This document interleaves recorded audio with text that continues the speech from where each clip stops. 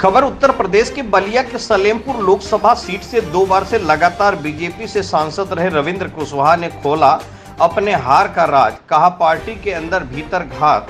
UP सरकार में देवरिया से राज्य मंत्री विजय लक्ष्मी गौतम और बलिया के जिला अध्यक्ष संजय यादव और उनकी पूरी टीम को ठहराया हार का जिम्मेदार। कहा, प्रत्याशियों को हराने के पीछे प्रधानमंत्री और मुख्यमंत्री योगी आदित्यनाथ को कमजोर करने की साजिश। ऐसे जिला अध्यक्ष को तुरंत पद से हटा देना चाहिए। यह जिला अध्यक्ष समाजवादी पार्टी का एजेंट को एक विशेष वर्ग के लिए काम कर रहा है। प्रदेश संगठन की टीम यूपी के सभी हारी हुई सीटों का करेगी जांच। बलिया भी आ रही है टीम। बीजेपी से तीसरी बार प्रत्याशी रहे रविंद्र कुशवाहा ने कहा, महज 3500 वोट से समाजवादी पार्टी के प्रत्याशी रमाशंकर राजभर से चुनाव हार गए और इस हार का जिम्मेदार उन्होंने अपने ही पार्टी के जिलाध्यक्ष और देवरिया के यूपी सरकार में राज्य मंत्री विजय लक्ष्मी गौतम को ठहराया हार का जिम्मेदार। वहीं सांसद रविंद्र कुशवाहा ने अपने ओम प्रकाश राजभर पर भी दिया बड़ा बयान। कहा, घोसी में 1,70,000 वोट से हारना यह दर्शाता है कि उनकी पकड़ राजभर वोटरों पर कम हुई है। वहीं सांसद ने कहा कि प्रदेश संगठन की टीम बलिया आ रही है हार का वजह जानने और वहां पर पूरी बात उनसे बताएंगे। यह 2024 का लोकसभा चुनाव मुद्दा विहीन चुनाव हुआ। इस चुनाव में कोई मुद्दा नहीं बन पाया, यही कमी रह गई, इसलिए ऐसा परिणाम सामने आया है। संवाददाता कंचन सिंह की खास रिपोर्ट। चुनाव लोकसभा का चुनाव काफ़ी दिलचस्प रहा और काफ़ी कम लोगों से आपने चुनाव हारा। इस हार के पीछे वजह क्या रही?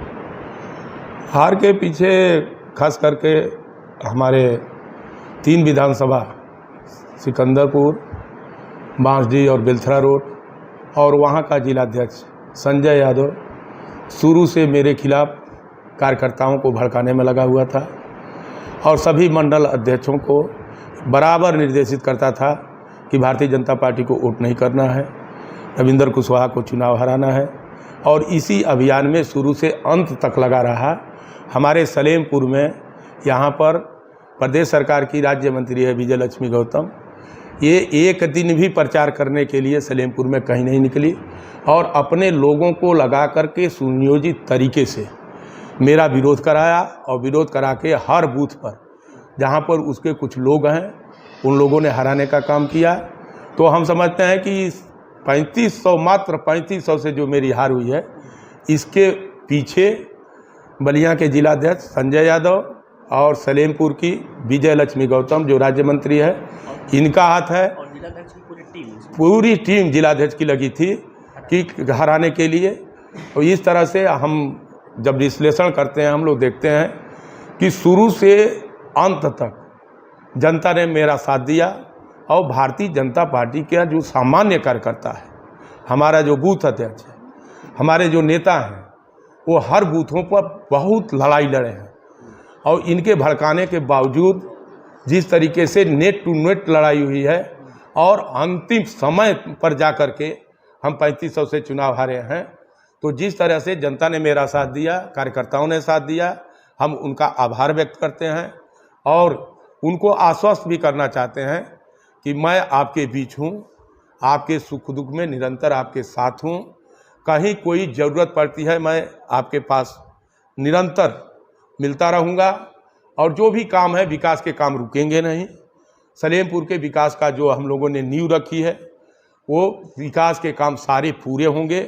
इसी अभियान में हम लोग लग कर के काम कर रहे हैं। भीतर घात हुआ सर आपके साथ?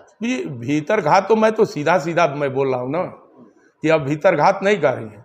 ये भीतर घात नहीं था, ये सीधे मुझको हराने का षड्यंत्र था संजय यादव और विजय लक्ष्मी गौतम का। ये दोनों पहले से ही मिले हुए थे और मिल करके ये सब षड्यंत्र करके और मुझको हराने में भूमिका थोड़ी सी किया है, लेकिन कार्यकर्ता हमारे साथ मजबूती के साथ खड़ा था। लोग भाजपा के लोग खड़े थे, इसलिए मामूली वोट से मैं चुनाव हारा हूं। अगल बगल आप देखिए बहुत ज़्यादा लोगों वोटों से लोग चुनाव हारे हैं। चुनाव आपको हराया गया है या फिर मोदी और योगी को भी नुकसान करने के पीछे कोई साजिश रोकने का? तो बिल्कुल ये तो सही बात है कि भारतीय जनता पार्टी का कोई कैंडिडेट अगर चुनाव हारता है तो ये मोदी जी की भी हार है, योगी जी की हार है। उनको कमजोर करने के लिए ये साजिश रची गई। एक चीज़ और देखा गया कि ओम प्रकाश राजभर ने भी जो पहली मीटिंग की, क्या ओम प्रकाश राजभर का जो राजभर फैक्टर रहा वो आपकी विधानसभा में या फिर बलिया या फिर लोकसभा या फिर सलेमपुर, उसमें क्या लगा आपको कि ओम प्रकाश राजभर के साथ उनकी जो बिरादरी थी राजभरों की वो खड़ी नजर आई? नहीं नहीं, देखिए, चूँकि यहाँ से राजभर बिरादरी से सपा का कैंडिडेट था, स्वाभाविक रूप से जो राजनीतिक प्रक्रिया हम लोगों की है और जिस तरह से राजनीति प्रभावित होती है जातियों की गोलबंदी में, उस तक के बावजूद हर जाति का वोट हमको मिला है। वो चाहे राजभर समाज हो, चाहे ठाकुर समाज हो, ब्राह्मण समाज हो, हर समाज के लोगों ने वोट दिया है और हर समाज के लोगों का कुछ न कुछ वोट तो इधर उधर भी हुआ है। इसके लिए कोई राजभर के चुनाव हारे हैं, तो क्या नहीं लगता कि इस चुनाव में विधानसभा के चुनाव की अपेक्षा लोकसभा चुनाव में राजभर जो है वो ओम प्रकाश राजभर के साथ उतनी मजबूती से नहीं खड़ा था? ये तो परिणाम बता रहा है, हाँ? परिणाम बता रहा है। क्या बता रहा है? परिणाम ये साबित करता है जब अरविंद राजभर भी 1,70,000 से समथिंग सही हो, पता नहीं आंकड़ा हमको नहीं है, 1,70,000 से अगर चुनाव हार रहे हैं तो कहीं ना कहीं इसमें कमी है। जो पकड़ ओम प्रकाश जी की और उनकी पार्टी की थी, जो बेस वोट है उनका, उस पर असर पड़ा है। उस पर असर पड़ा है। एक चीज़ और है, जिस तरह से देखा जाए कि पूरे इस चुनाव में कहीं ना कहीं सरकार का एंटी इनकम्बेंसी भी नज़र आया। क्या मोदी और योगी के जो कार्य थे वो उसको भी जनता ने नकारा, वो भी एक फैक्टर रहा क्या? क्योंकि देखिए, योगी और मोदी जी की योजनाएं हर घर तक पहुंची हैं, काम बहुत हुए हैं, 10 साल में बहुत बड़ा परिवर्तन देश के अंदर हुआ है। लेकिन जो राहुल गांधी से लेकर विपक्षी दल, चाहे अखिलेश यादव हो, राहुल गांधी, ममता बनर्जी, ये जो एक नैरेटिव बनाना शुरू किए कि बाबा साहब का संविधान खतरे में है और मोदी तीसरी बार आएंगे, संविधान ख़त्म कर देंगे, आरक्षण ख़त्म कर देंगे, और उसको उन लोगों ने बहुत सुनियोजित साजिश के तहत गांव-गांव तक, घर घर तक पहुंचाया, जिसके वजह से जो अति पिछड़े वर्ग का वोट है, अति पिछड़े वर्ग पर असर पड़ा। जो भारतीय जनता पार्टी का कोर वोट बैंक था उसमें थोड़ा बिखराव आया, जिसके कारण ये परिणाम निकला।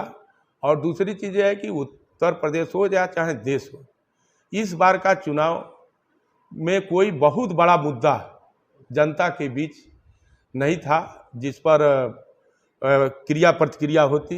ये सामान्य सा चुनाव, एक तरह से हम कह सकते हैं मुद्दा विहीन चुनाव हो गया था, जिसके कारण तो क्यों नहीं मुद्दा बना पाए आप लोग? आपकी तो इतनी सारी योजनाएं थी, काम थी, फिर ये मुद्दा क्यों नहीं बना सर? अब ये कमी रह गई, तभी तो चुनाव हारे। मुद्दा नहीं बना पाया आप देश स्तर पर या राष्ट्र स्तर के जो मुद्दे हैं वो नहीं बन पाया, नहीं बन पाया। एक चीज़ और है, जिस तरह से योगी जी और मोदी जी का भी आपने जो चुनाव लड़ा था इस लोकसभा चुनाव का, वो अपने चेहरे पे आप चुनाव लड़े थे या फिर मोदी जी को चेहरे के सामने रख करके चुनाव मैदान में उतरे थे? एक बड़ा चेहरा किसका था उसमें? देखिए, निसंदेह हमारे देश के प्रधानमंत्री नरेंद्र मोदी जी के नाम पर पूरे देश में चुनाव लड़ा गया है। आप योगी जी और मोदी जी। यहाँ खबरों का सिलसिला कभी नहीं थमता, सिर्फ और सिर्फ बने रहिए News 9 भारत पर। अब चाहूंगा इजाजत, नमस्कार।